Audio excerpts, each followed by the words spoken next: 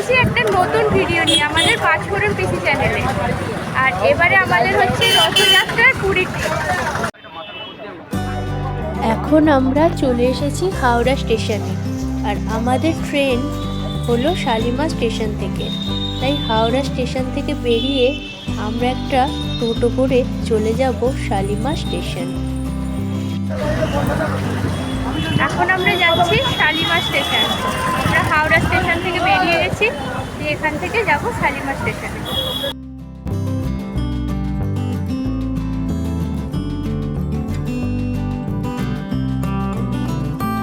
Howrah station থেকে বেরিয়ে টোটো স্ট্যান্ডে যাওয়ার পথে বাম দিকে একটি খুব সুন্দর রেস্টুরেন্ট আমরা দেখতে পেয়েছিলাম।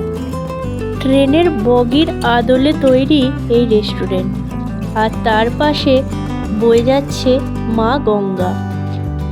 এই রেস্টুরেন্টের ভিউটা এত সুন্দর ছিল, আমরা এখানে কিছুক্ষণ সময় কাটিয়ে নিলাম।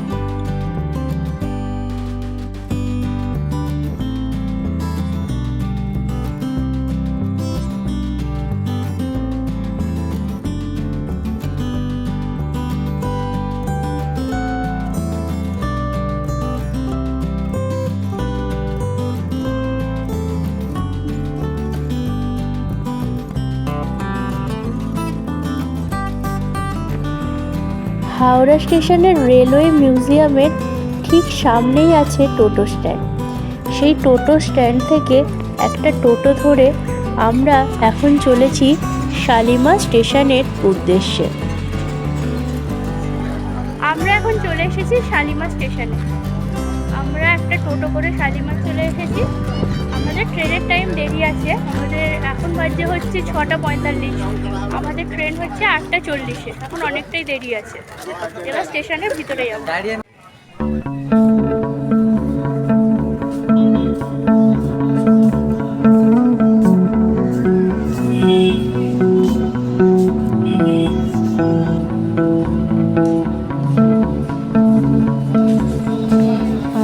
ট্রেন ঢুকতে তখনও প্রায় বাকি ছিল 1 ঘন্টা। তাই সময় কাটানোর জন্য আমরা স্টেশনে কিছু স্ন্যাক্স টেস্ট করে নিলাম।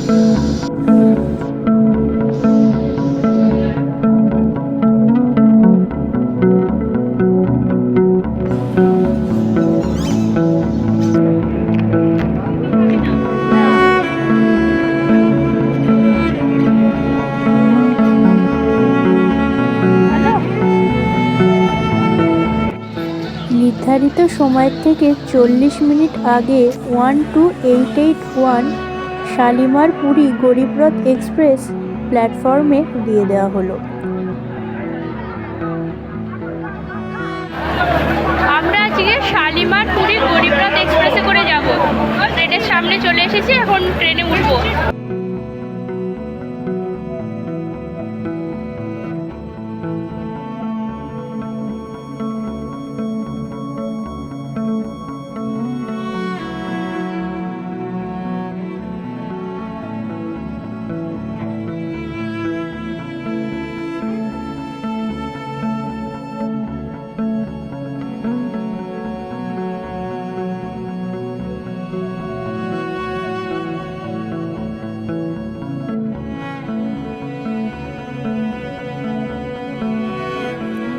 নির্ধারিত সময়ের থেকে আরও 20 মিনিট লেটে আমাদের ট্রেন ছাড়লো।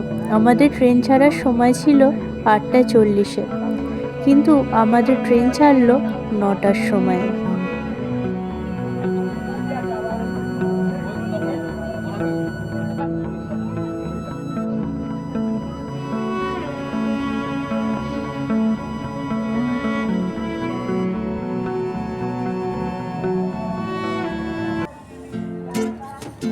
পরের দিন সকালবেলা এখন ঘড়িতে বাজে 5:15, আর আমাদের ট্রেন ঢুকছে পুরী স্টেশন।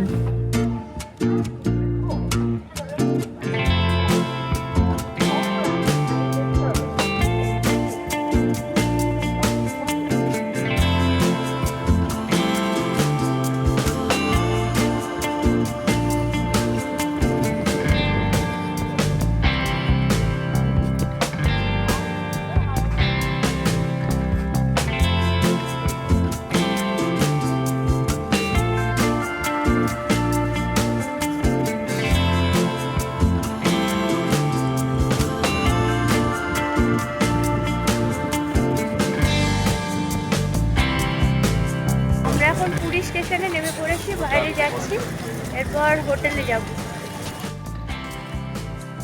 রথযাত্রা উপলক্ষে খুব সুন্দর করে সাজানো হয়েছিল আমাদের এই চিরপরিচিত পুরী স্টেশনকে। চারিদিকে যেন সাজো সাজো রব।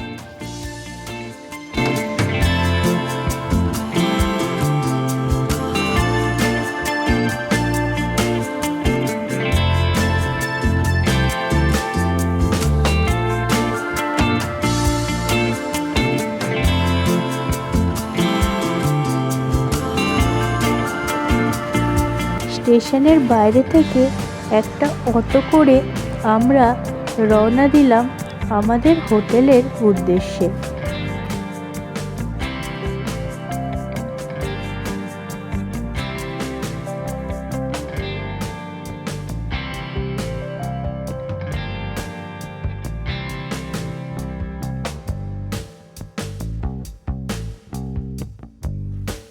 এরপর আমাদের রুমে আমাদের লাগেজগুলো রেখে ফ্রেশ হয়ে আমরা বেরিয়ে পড়লাম গুন্ডিচা মন্দিরের উদ্দেশ্যে। প্রথমেই আমরা গেলাম প্রভু জগন্নাথকে দর্শন করতে।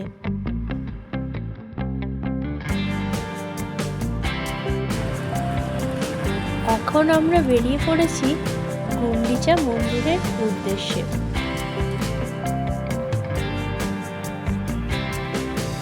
গ্রামের ভিতরের রাস্তা দিয়ে আমরা এখন চলেছি মন্দিরের পথে।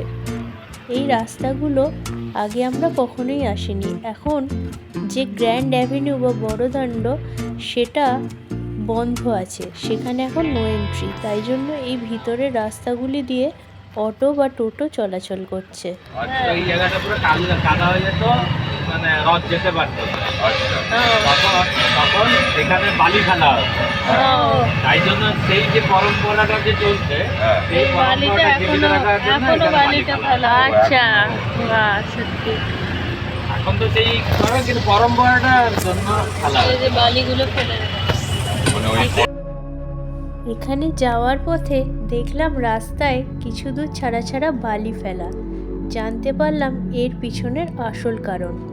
আগেকার দিনে যখন এই রাস্তাটা পাকা ছিল না এবং মাটির রাস্তা ছিল, তখন এই রথের সময় বর্ষাকালে কাদা জমে যেত এবং সেই কাদার হাত থেকে মুক্তির জন্য রাস্তায় ফেলা হতো বালি। এখন এখানে পাকা রাস্তা তৈরি হয়ে গেছে, তবে সেই ট্র্যাডিশন এখনও বজায় আছে। এখনও রাস্তার মধ্যে ফেলে রাখা হয়েছে বালি। আমরা এখন চলে এসেছি গুন্ডিচা মন্দিরের সামনে, আর আমাদের চোখের সামনেই আছে প্রভুর রথ। আর একটু যাবো বলে রথ নিজের চোখের সামনে রথ দেখতে পেয়ে সত্যি মনে হচ্ছে যেন কোনো স্বপ্ন একটা সত্যি হয়ে গেছে। যাচ্ছি রথের সামনে। এই যে নাড়ু ভাইরা যে এসেছে সাজুগুজু করে, ঘরে রাখা আছে, ওই অটোতে দুলুনিতে পড়ে যাচ্ছে বলে রেখে দিলাম। রথযাত্রা এবং উল্টো রথযাত্রার মাঝে সময়টা আমরা এখানে থাকবো। কেমনভাবে রথযাত্রা এখানে পালন হয় সেটা দেখার জন্য আপনারা আমাদের ভিডিওগুলো দেখতে থাকুন। মহারাজা ইন্দ্রদুম্ন শবর জাতির আরাধ্য দেবতা নীলমাধবকে জঙ্গলের গভীর অরণ্য থেকে যিনি নিয়ে এসেছিলেন জনসমক্ষে। কিভাবে মহারাজা ইন্দ্রদুম্ন বিদ্যাপতির সহায়তা নিয়ে শবররাজ বিশ্ববাসুর আরাধ্য দেবতা নীলমাধবকে পুরীতে অধিষ্ঠান করালেন সে এক অন্য কাহিনী, এবং তারপরে কিভাবে প্রভুর মূর্তি প্রতিষ্ঠা হলো সে আমরা অনেকেই জানি। আর প্রভু জগন্নাথ, বলভদ্র এবং সুভদ্রার মূর্তিটি তৈরি হয়েছিল এই গুন্ডিচা মন্দিরে। গুন্ডিচা হলেন মহারাজা ইন্দ্রদুম্নের স্ত্রী মহারানী গুন্ডিচা, যিনি জগন্নাথ প্রভুকে তার সন্তানসহ সারা জীবন সেবা করে গেছেন, এবং সেই থেকেই তাকে উড়িয়া ভাষায় বলা হয় মৌসিমা।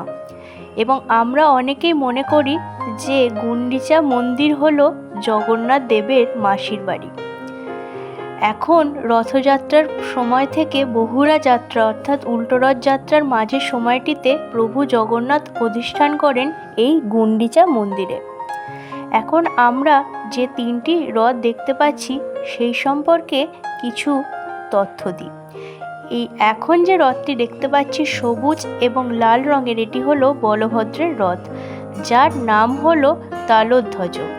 এরপর এই কালো লাল রঙের রথটি হলো দেবী সুভদ্রার রথ, এটির নাম হলো দেবদলন।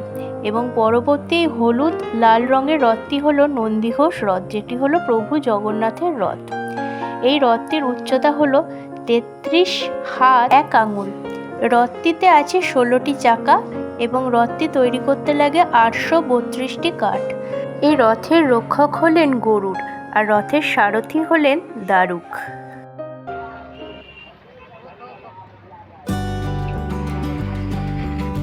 প্রভু জগন্নাথ, বলভদ্র এবং সুভদ্রা দেবীর রথ দর্শন করার পরে আমরা প্রবেশ করলাম গুন্ডিচা মন্দিরে এবং সেখানে আমরা প্রভুকে দর্শন করলাম। এরপর আমরা মন্দির থেকে বেরিয়ে চলেছি শ্রী জগন্নাথ মন্দিরের উদ্দেশ্যে। আমরা মন্দিরেও অন্যান্য দেবদেবীদেরও দর্শন করে নেব।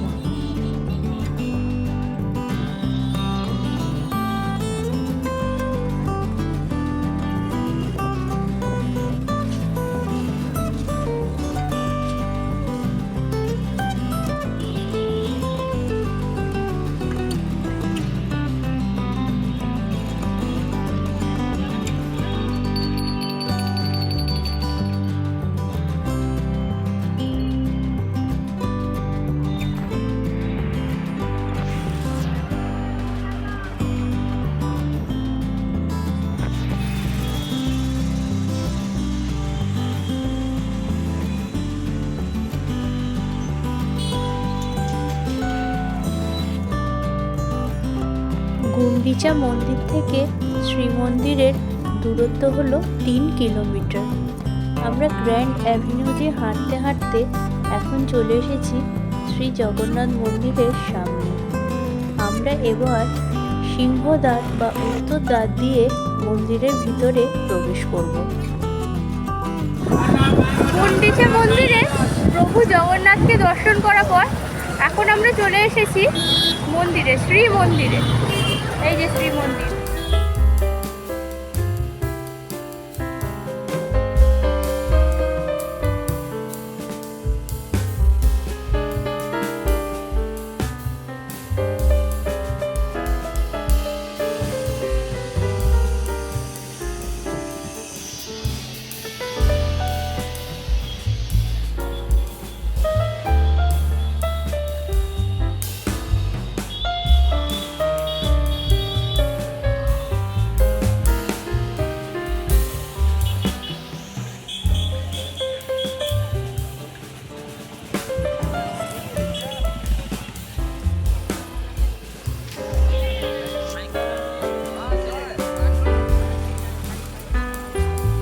ভিতরে মোবাইল অ্যালাউড না, তাই আমি বাইরে মোবাইল জমা করবো, দিয়ে ভিতরে যাব।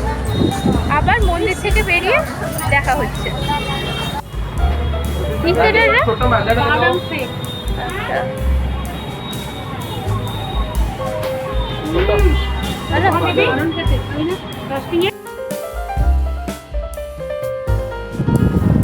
এখন বিকেল হয়ে গেছে আর বিকেলবেলা আমরা চলে এসেছি সমুদ্রের ধারে।